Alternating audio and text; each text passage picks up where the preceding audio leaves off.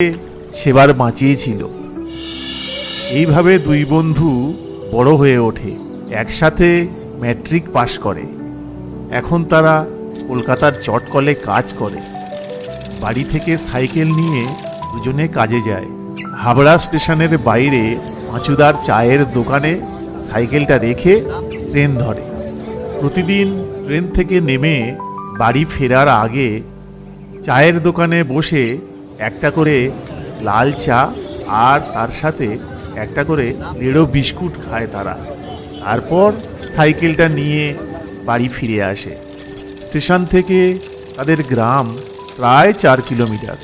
ঠিক মাঝামাঝি জায়গাতে একটা নদী পার হতে হয়। কাঠের পোলের উপর দাঁড়িয়ে নিরিবিলিতে দুজন চুপি চুপি বিড়ি খায় আর মনের সুখ দুঃখের গল্প করে।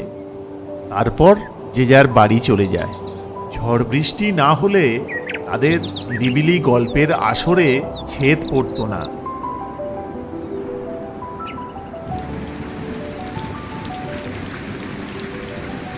কয়েকদিন ধরে এক নাগাড়ে